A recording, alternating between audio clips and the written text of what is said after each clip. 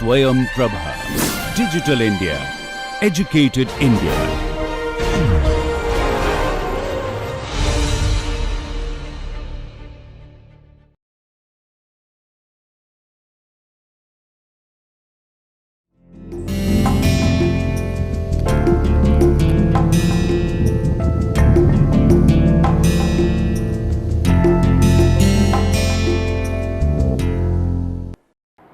Hello and welcome to Gender and Society. This is the lecture number 8 where we are going to talk about gender, family and marriage. So, in the past few lectures we have seen that gender has evolved as a concept over time, as a social construct over time, and gender is also a very fluid idea. So, it is basically a process that is continuously working, and it is some scholars have called it a work in progress. So, addressing this fluidity of gender in family and marriage, what we will consider in this lecture is to look at some of the basic concepts that inform gender in family and marriage, and how the ideas, the three very basic concepts of family, marriage and gender actually work together to produce and reproduce some of the social patterns and processes that we see in societies. So, we start by asking few basic questions here. What is the family, or how do we understand the family? What is marriage, and how are the two related? So, what is the relationship between family and marriage? And they are both, they have evolved into social institutions, and they are deeply interlinked, but we need to understand their relationship to understand how gender actually plays out in the whole process. Then we look at that how are social relations constituted and negotiated in family and marriage. So, as you are well aware of, that family is one of the basic constituting elements of society, and while there are multiple definitions of family over time, as we have seen in scholarship, and to our individual understanding, we have seen that it comprises of social relations. So, the nature of these social relations, they keep changing. So, we need to understand that how are these social relations actually constituted within the family and constituted within marriage, and are these social relations actually evolving, and if yes, then how? So, that is the third idea that we need to look at.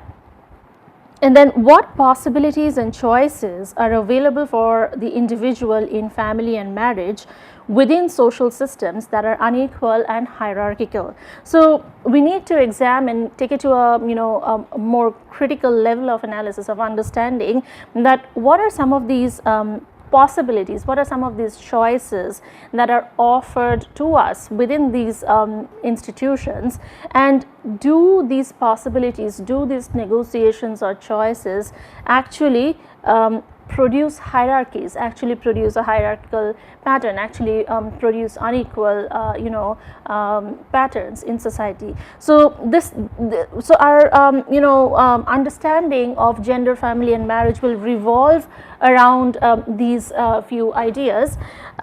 So, to start with, we look at a family as a social institution, and this is just one way to define a family, is as a relatively long-standing social arrangement made up of stable set of values, norms, attitudes and behaviors that develop around a basic social need. So, some of the components within this definition have remained unaltered, that it is a social arrangement, it is a social grouping. So it takes more than one person to become a family, and it is a relatively long standing institution in any given society. So it's probably one of the earliest definitions or earliest understandings of social grouping, that human beings actually form groups and they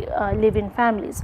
So and not just that, so this institution, family as an institution, is made up of a stable set of values, norms and attitudes and behaviors. And just to remind you, that these norms, attitudes, values, behaviors, however you want to describe them, they are also evolving over time. So if the constituting elements of a social institution are evolving over time, then it is not surprising that the social institution itself, the understanding of family itself, is also evolving. So we will start with this basic premise of understanding family. And we will also start with a basic understanding of marriage here as a social institution, where we want to identify what are the various types of marriage that we see in society, starting with monogamy, which is a sexually exclusive marriage with one spouse. And polygamy is the practice of people having multiple marriage partners. And polyandry is the practice of a woman having more than one husband. So these are some of the basic types of marriage relations that we see in society. Of course, societies differ in their understanding of marriage, and legally speaking, constitutionally speaking, societies have adopted their normative ways of understanding marriage as an institution. But from a social scientist or a sociologist's point of view, we need to keep in mind some of the basic types of marriage that we see prevalent in society. So the question of who marries whom is then becomes important, that exogamy is the practice of selecting mates from outside one's group. So we constantly see in any given society that we have this constant conversation, dialogue, that so we constantly see that in any given society we have a constant dialogue of who is going to marry whom, and whether this marriage is going to be taking place within the or outside the group. So depending on that, there are various types or practices of marriage, and exogamy in this case is the practice of selecting mates from outside one's group. So when I say group, I refer to a social group, which can be a religious group or a caste group. So whichever type of a social group that you may be referring to, exogamy is when this marriage is happening outside one's group. Endogamy, on the other hand, is the practice of selecting mates from within one's group. So when a person or a family prefers to have a marriage within their own group, then it is called endogamy. And the group may be based on religion, territory, racial identity and so forth. So as I said, that these groups may be in any one of these types of groups that a person or a family chooses as marriage. There is another thing that is associated with family and marriage, which matters when we talk about gender, is to talk about the place of residence. And place of residence after marriage. So in a patrilocal kinship system, and kinship is a term we need to clarify also, which I will do in the next part of the lecture. In a patrilocal kinship system, after marriage, a woman is separated from her own kinship group and resides with the husband or his kinship group. So, we see that depending on where the married couple lives after the marriage, actually forms a family structure or a type of residential pattern. And in a patrilocal kinship system, we see that after marriage, the woman in the married couple actually goes and resides with the husband or his family. In a matrilocal kinship system, we see that a woman continues to live with her family of origin. So, unlike a patrilocal system, in a matrilocal system, we see that after marriage, a woman continues to live with her family of origin. So, she does not actually go and lives in a separate residence. And a neolocal residence is the practice of the new couple establishing their own residence. So, a neolocal residential arrangement is where the newly married couple is neither residing with the husband's family or with the wife's family, rather they are actually establishing their own residence, their own home that is not a part of the husband's family or the wife's family. So, based on where a couple stays or chooses to stay after marriage, we have these three types of residential patterns with regard to family. So, now we need to understand that where does it all start for us to talk about gender in family, within the family.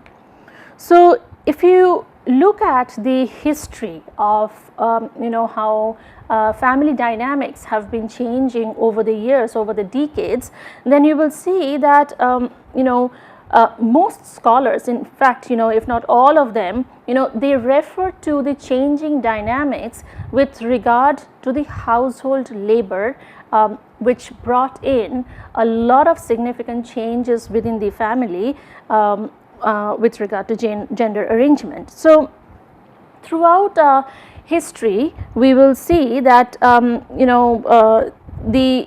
and this is the history of the world. So, it is globally seen that the division of labor that we understand have developed around the lines of biological sex. So, whether a person is born male or female, that has been the signifying factor for the division of labor for over the years. So, over time what has happened is the division of labor has translated to an understanding of the sexual division of labor, which is assigning particular jobs to particular sex categories. So, depending on whether you are a male or a female, you are assigned a job that is supposed to be your biological condition specific. So, scholars have actually tried to make meaning of this attributing of a signifying factor towards the biological condition, and they have found some sort of a refuge, some sort of an explanation in understanding child care, in understanding a child's dependency on mothers and fathers actually following the breadwinner model, that is to going out and earning for the family. So, this model, if we see that in the most primitive of the models, in the hunting gathering stage, in the primitive of the societies, we do see that we see that the hunting was primarily done by males and gathering was primarily done by females. And when societies transition from the hunting gathering to the agrarian societies, we see that some of these jobs actually were reconstituted. So, what mattered is that the relative contributions of women's and men's labor to survival actually influence the degree to which each sexual category is socially valued. So what came over the years is an attachment of value or to measure or to signify what sort of jobs one is doing based on one's biological condition.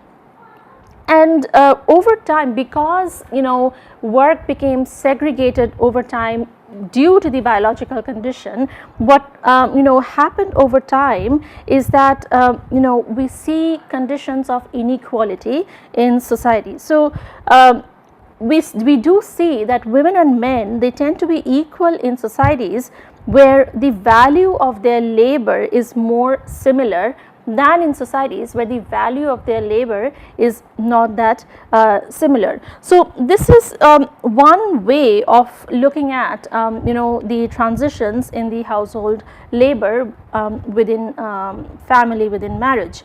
So housework, it was seen that which typically consists of cleaning, cooking, paying bills, etc. That often gets translated as a gendered work once people start living together. For example, if you are staying alone all by yourself, you're pretty much doing the same, doing jobs of probably cleaning, cooking, or the household work that we understand to be consisting of everyday life. But the moment you start living with somebody, or you start living in a family as a group, then the questions of who is going to cook, who is going to clean, who is going to go out and work, so all of these questions actually come up once people start living as together or as a group. So housework gets translated as a gendered work in this. So gender establishes itself once more in this respect as a relational concept, that it is only prevalent, it's only possible or present when there is a relationship. So over time, what we have seen that the term housework did not appear in recorded scholarship until 1841, and this was pointed out by Hodgson and Sullivan in 1990, where they talk about that prior to the distinction, prior to 1841 when it was documented, the distinction between home and work probably did not exist, and even if it existed, it's not recorded in scholarship. So historically, if you see that gender has been a social organizing principle in societies, but also with gender there was age. So age, seniority, how senior you are in terms of age to another person was also a signifying factor in this social organization, particularly with respect to organization within family. So what happened is after industrialization happened in the US and in the western part of the world, so the years after industrialization, we see that families actually responded to these changes that industrialization brought with it, and we see that they not only responded to these changes, but families consciously actually made these changes possible. So we see that the nature of work actually changed over time. So industrialization actually brought with it the knowledge about new roles, the knowledge about new job descriptions. And another thing that industrialization actually brought with it is the process of urbanization. So we see that more and more cities were formed, and there is a huge, we see a migration from rural to the urban, and particularly we see a change in the landscape of the city, particularly with respect to living arrangements. So, we see that the working class population who now had to migrate from the rural areas to the cities for work, they preferred to stay closer to the where they worked, compared to the so-called middle class who prefer to maintain a distance from their place of work, and what they understood to be the suburbs, they used to prefer living there. So, what we see that the working class, unlike the middle class around this time, that is after the industrialization happened, is did not really have, or did not really get a chance for this gender division of labor. So, we see that working class women combined their household responsibilities with wage earning jobs. So, and this is quite true for many societies in the world, including in rural India or rural parts of the world elsewhere, that we do not see the working class women or the categories of women we see there, that they have a strict gender division of labor, in the sense that they do not go out and work, they do go out and work. So, this whole process of industrialization actually brought with it a complex evolution of understanding family systems, family structure, and the most important idea that it established kind of as a family model is the breadwinner homemaker model. So, what we see that the process of industrialization actually brought with it a complex evolution of understanding the family structures, and one of the most significant things or models that industrialization actually put forward for us when we talk about gender family is the breadwinner homemaker model. So, the breadwinner idea became entwined with male, and the homemaker model became entwined with the idea of the female. So, and what happened is that it also the breadwinner homemaker model also brought with it an understanding of the separation of spheres. So, if you try to look at housework or work outside the home, most people tend to think of these two as separate spheres, and the idea that these two can exist or possibly exist as an assumed understanding as separate spheres, as the men's spheres and the women's spheres, actually comes from here, from this part of history.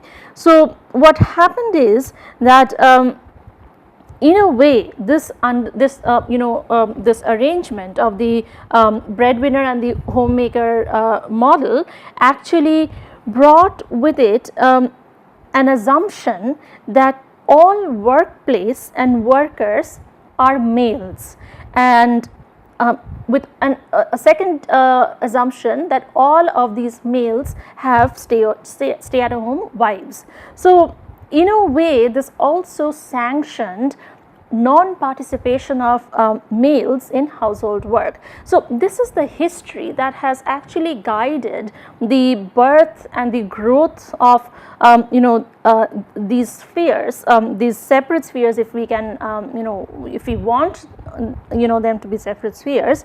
And this homemaker breadwinner model actually came not just as a description of social arrangements, but it also came as a prescription, which means that it was also proposing that this is probably what the society should look like. So, we see that with the change in the mode of production, in the employment sector, with the change of change in the nature of jobs, and primarily guided by commercial ideas of commercial capitalism, we see that the homemaker breadwinner model came up as a doctrine to separate these two spheres, and as a prescription also. So we also see that scholars such as Jesse Bernard has actually say that the breadwinner model also made sure that men are not just providers, but they are also winners. So it's not called bread provider, but it's also called breadwinner. So there was a lot of discussions or intellectual exercise that were going on with understanding that are these two spheres really separate separate from each other, or are there overlaps, or do they actually exist? So with this we come to another understanding of labor force as we understand it to be the formal labor force around the 20th century. Actually it is found in scholarship that that there was an increase in the participation of women in the formal labor force, and it is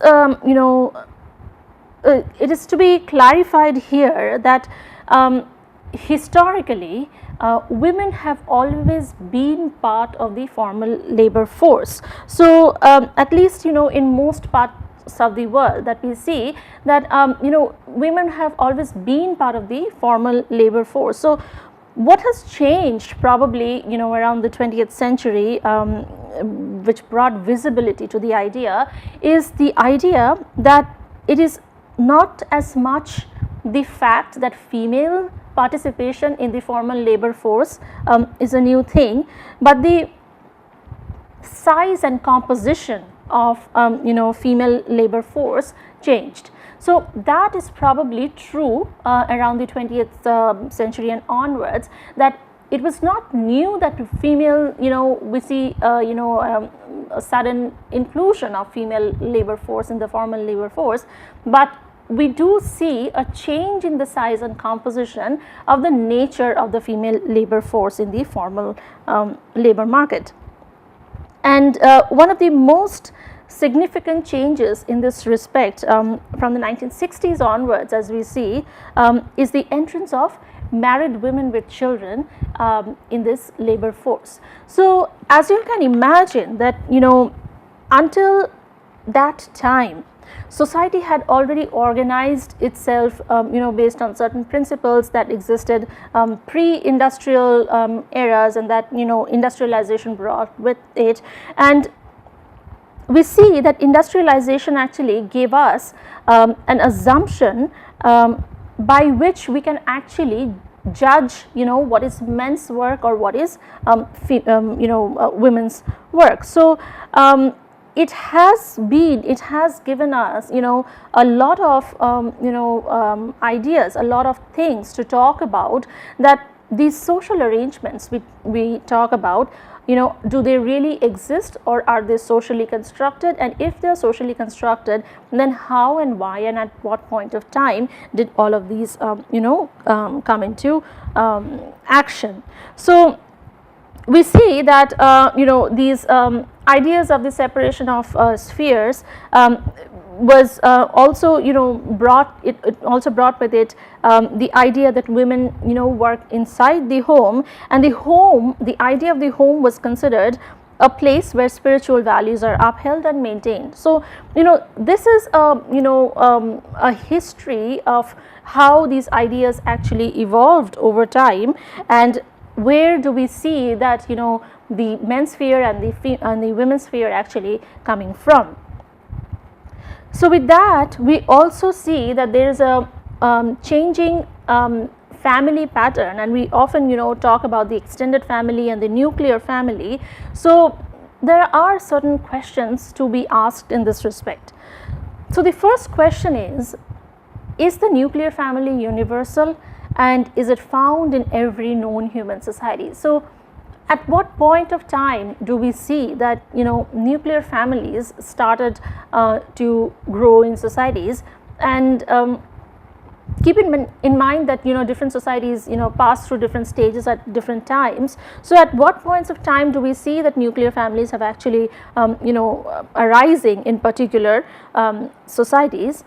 Second is the nuclear group and the essential form of family. So the way we understand family as a social group is the nuclear group, the essential understanding of the family, the only one that can carry out the vital functions of the family, especially bringing up the next generation?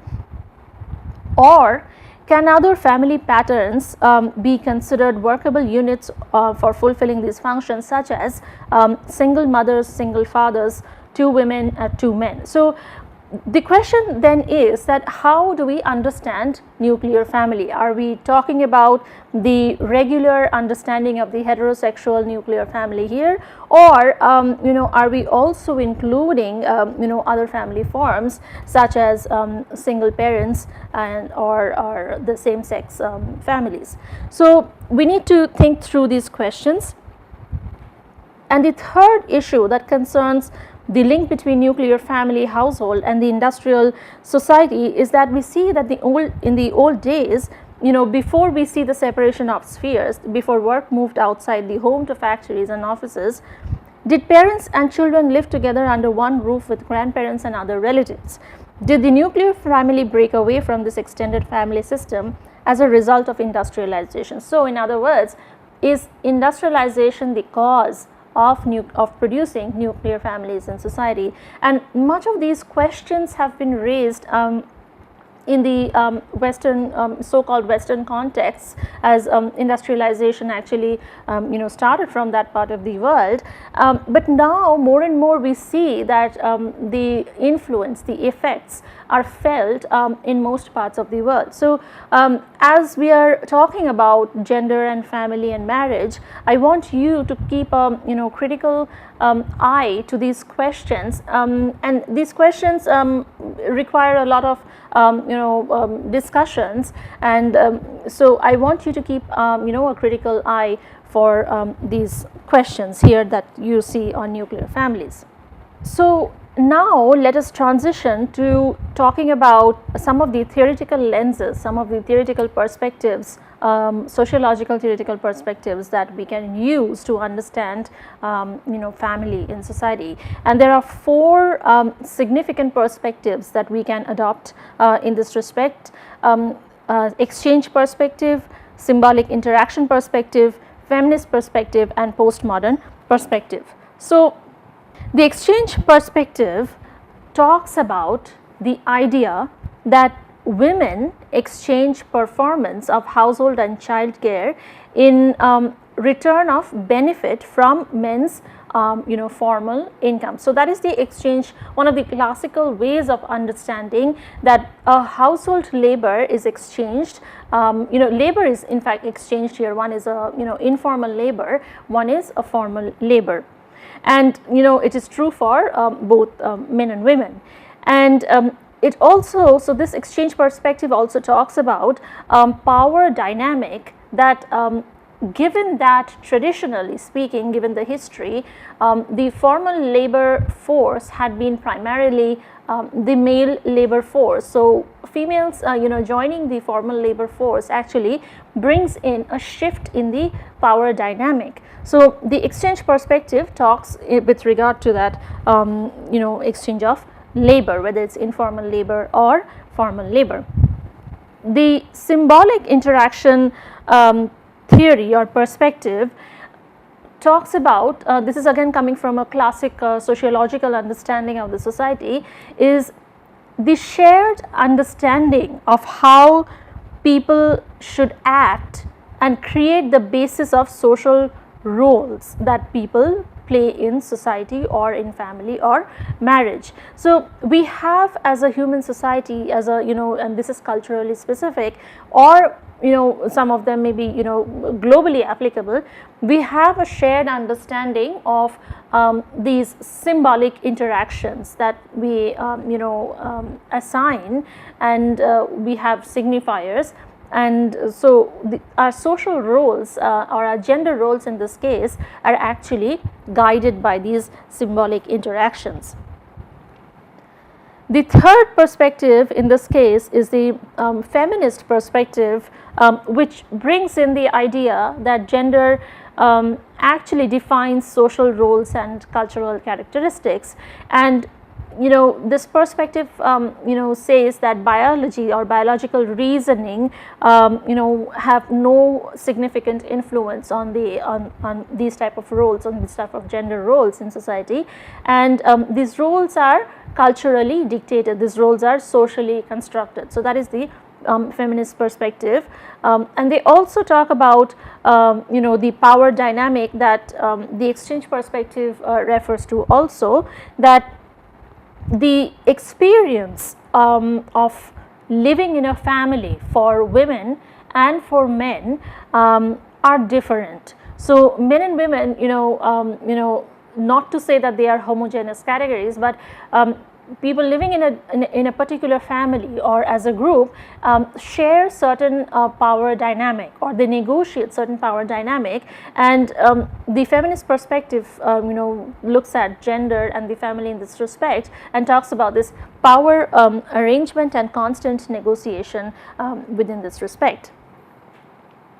The postmodern perspective addresses the various changes, social changes that have happened over the years, over the decades, starting from the mid 19th century to the mid or the late 20th century.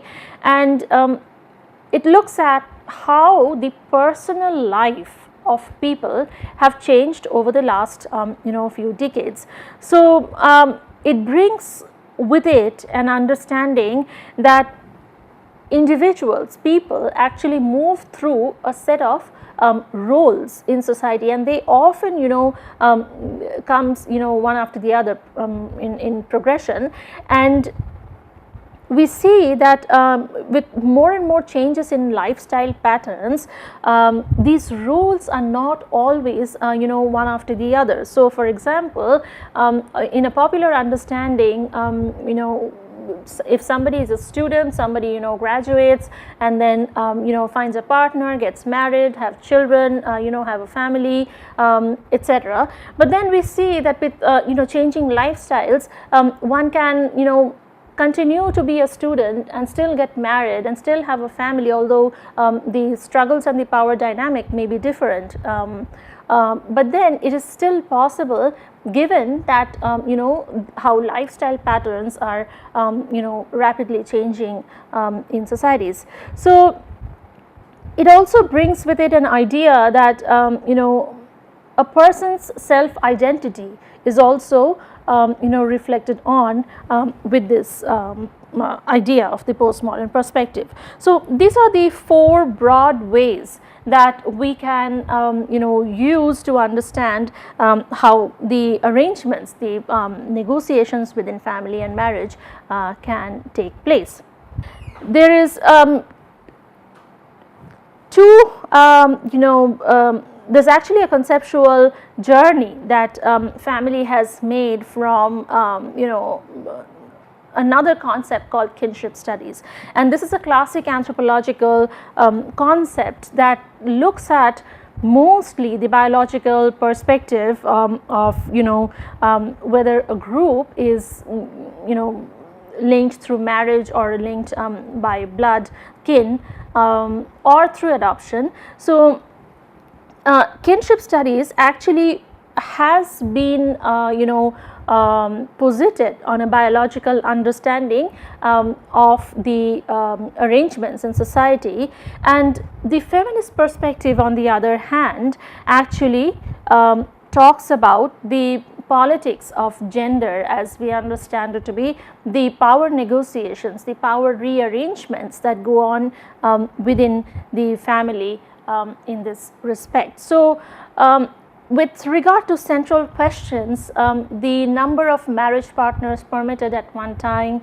who is permitted to marry whom, how is lineage or descent determined, how property is passed on, where the family resides, how power is distributed.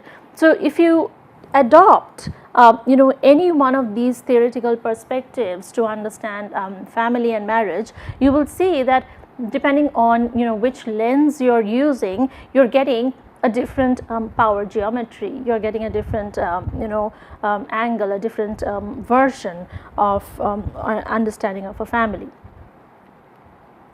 So with that, we need to now understand how do we define a family. So all of these gender negotiation, all of these power arrangements are going on and has been going on and will go on within families. So how is it that we define a family?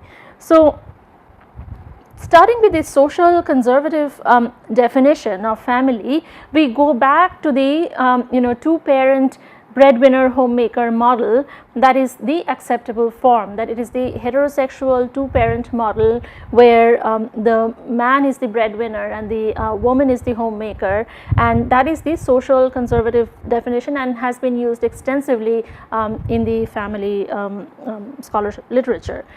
The second type of definition of families that we see comes from the economic angle, where not only is it talked about that rules about who qualifies to be a family member, that is who do you call a family member, and also the conceptual differences between household and family. So household refers to in economic terms for conceptual differences. Household refers to a group of people living under the same roof and sharing resources.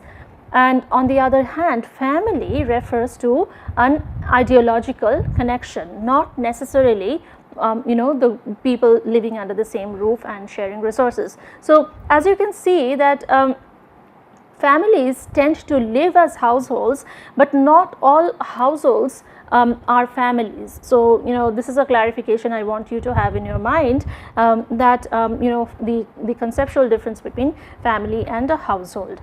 And of course we have a cultural definition of family which varies from one culture to another.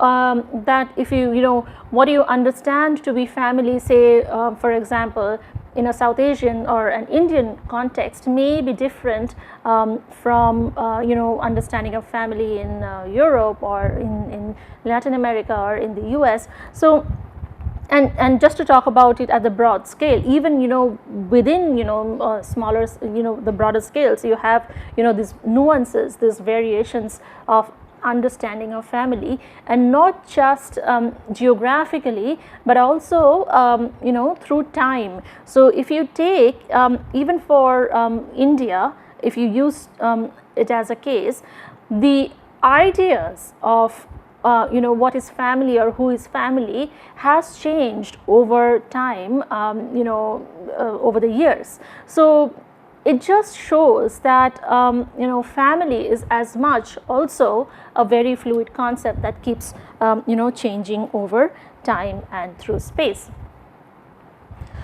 So now I want to introduce or briefly talk about some of the consequences that families have, or the type of family structures that we see in society. And we see that we have a direct consequence of family,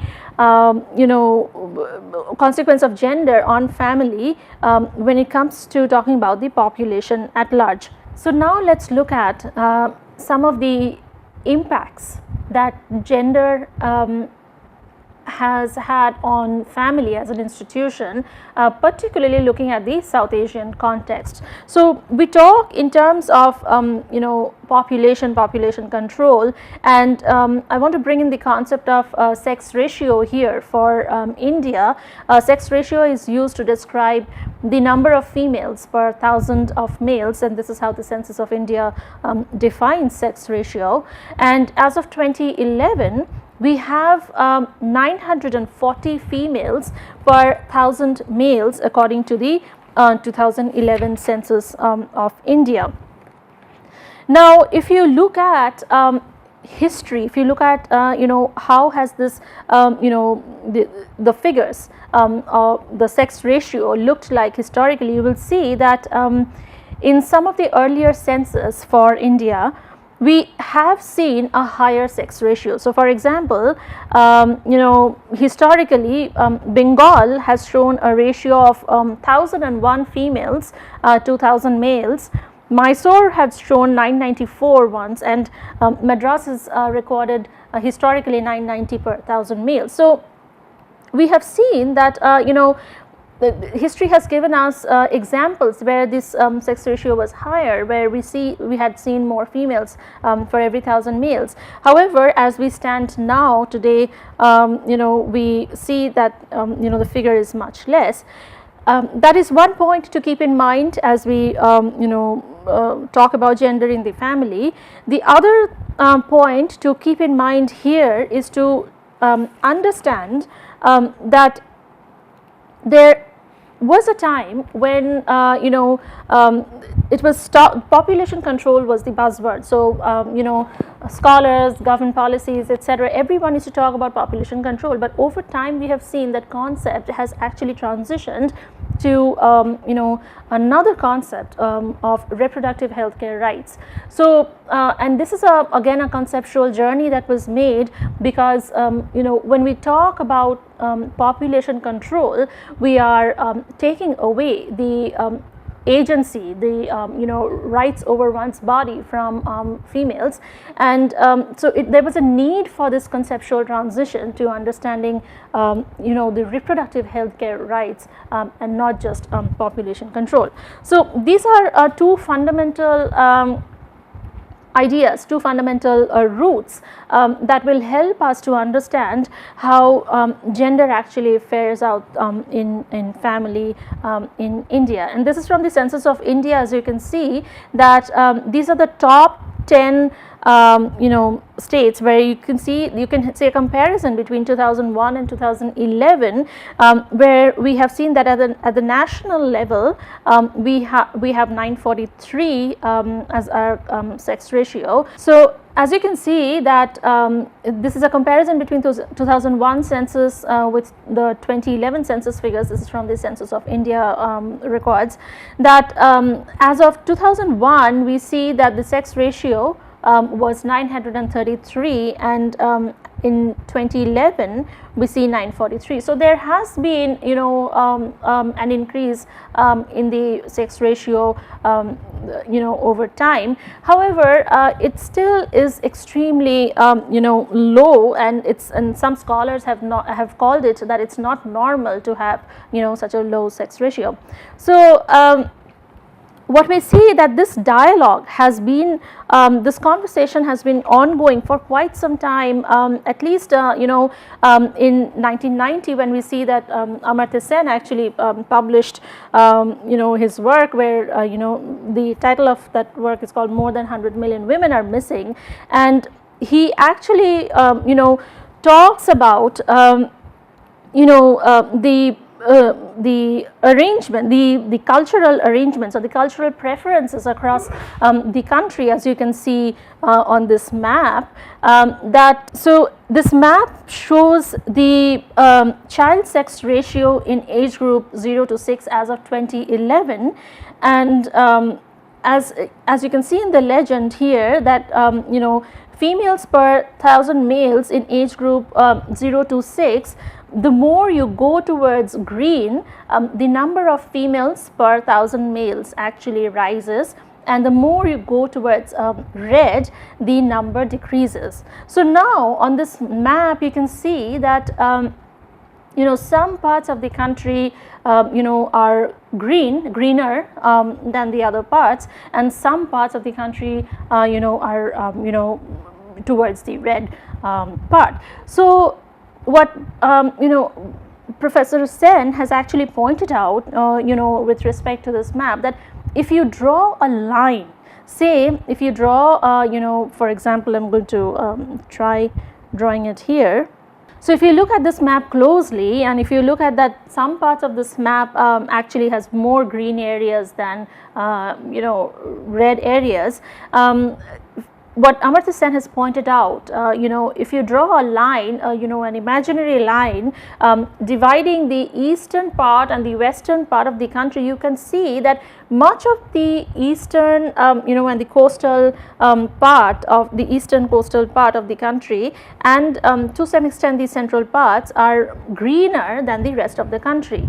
So the question is, does it bring with it a cultural understanding or a cultural preference that that actually produces a map of this type. So what he questions is that, is there a preference, a sun preference prevailing in the redder, the red parts of the country, and if it is the sun preference that is prevailing, then is the expectation that to provide more economic security to parents in the old age. So for the first question is it because a sun preference is prevailing, and the second question is it with an expectation that families and parents tend to have an idea that having a son is more an economic more of an economic security than having a daughter.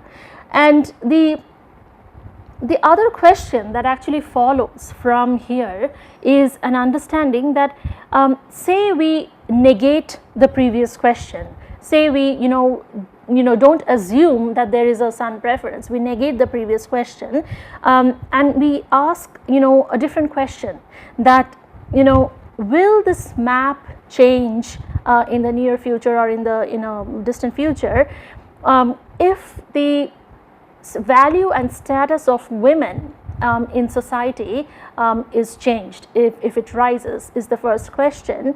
And if women's contribution to the formal labor force is actually recognized as much as it is for men's, if we go towards a gender equal society with respect to formal labor force, then will this map change? So it's again a reflective question for you, that the first question was, does this map tell us that because there is a heavy sun preference, that we have several parts of the country with a very low sex ratio, and with understanding that having a son will give better economic security.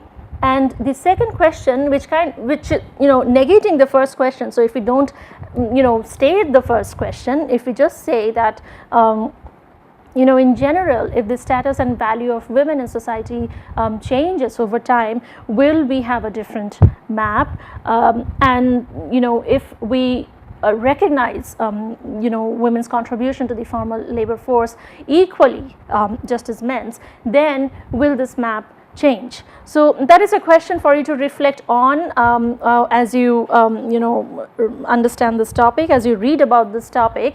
But we do see that some of these preferences, they have consequences of gender arrangements in family. So what the first consequence that we see that is really significant here is something that is understood as a marriage squeeze. And this is based on a study that was done by Ravinder Kaur and others, and there the scholars have actually talked about a situation where given this sex ratio imbalances, and they actually have pointed out three factors: the sex ratio imbalance, the age gap adjustments, and the effect of education gap. So it produces a consequence where we have a society where men do not find women to marry, and so it's kind of a squeeze in the marriage market, and that has actually brought with it several trends in marriage practices. And this is the title of a documentary that you can actually go online and watch. It's called "Bride Shortage in India Sends Girls far from home to marry. So there's this imbalance, not just in terms of female and male figures, but also regionally. If you see that some areas in the country tend to have more males than they should have, or some areas have more females, and so there's this bride shortage, marriage squeeze in other words, that actually sends girls far from their home to marry. And there is this very significant study done where they show that brides from Kerala are actually married to men in Haryana, and so this is a from one part of the country to the other. So these are trends that are actually seen, they are actually visible in society because of several of these gender impacts in family. And some scholars have also warned that there is probably a practice of gendercide, or how Warren in 1985 defined the deliberate extermination of persons of a particular sex or gender is the conscious or a constant removal of one particular sex or gender from a population. And there is a very nice talk that is available online. It's a TED talk where you can actually go again and take a look. This is the title of the talk, The 3 Deadliest Words in the World, It's a Girl, and it's by Evan Davis, and you can actually go and take a look at this TED talk, which draws from some ethnographic studies to show what are some of the very dangerous consequences that can be felt in society because of certain cultural preferences. Bringing it towards the close of the lecture, what we see that over time the ideas of womanhood and manhood have changed, and not just over time but also through geographic scales. And we see that these perceptions and attitudinal changes in gender relationships have also changed over time, and that actually informs a lot of these power arrangements within families. We see that women's changing social locations in the family, social location as a concept, if you can recall from some of the previous lectures, that the assumption that women are participating in the formal labor force, unlike historically, which is not quite true. Women always participated in the formal labor force, but the assumption that is changing women's social location within the family. And particularly in the Indian context, particularly in societies that have had a tradition of understanding the joint family, how is the joint family imagined now? So is it still the ideal form of family that is understood definitionally, and what is the actual form of the family that we see in society now, and what are the actual forms of families that we see in society now? So I want to leave you with a couple of questions to think about and reflect.